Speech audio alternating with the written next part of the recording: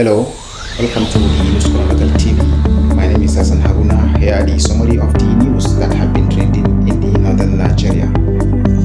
Taraba State is among 5 states with highest number of confirmed cases of Lassa fever in the country, with about 63 deaths recorded annually in the state.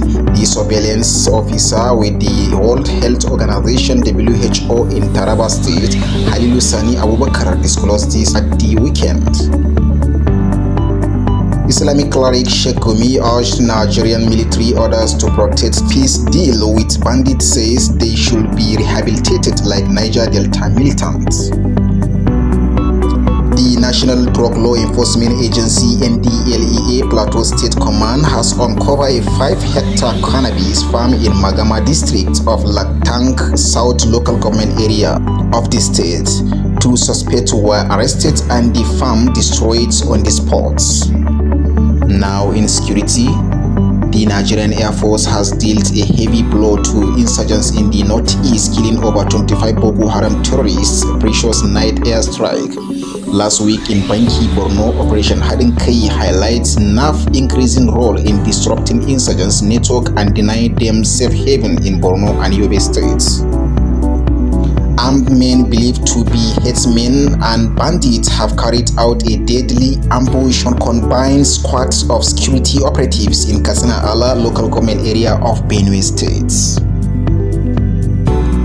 Bandit leader Kachalla Usman said any attempt by government force to kill 10 bandits will result in 20 more rising in retaliations, killing 30 and more will emerge in both cities and villages.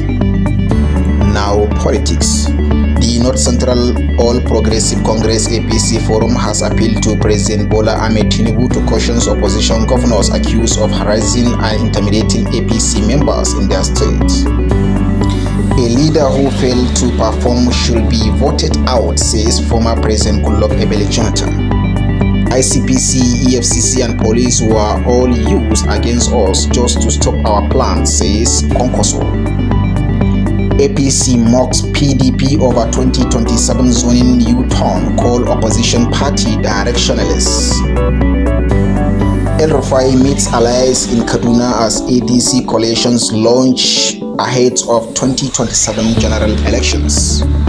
Now from the international scene, thousands of protesters have gathered in the Philippines capital Manila, angered over a corruption scandal involving flood country projects that are believed to have cost billions of dollars.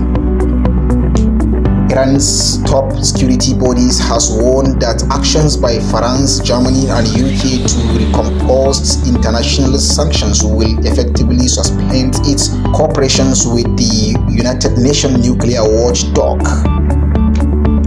Venezuela President Nicolas Maduro's YouTube channels used to publish speeches and clips from his weekly show on state TV channels has been down amid rising tensions with the US.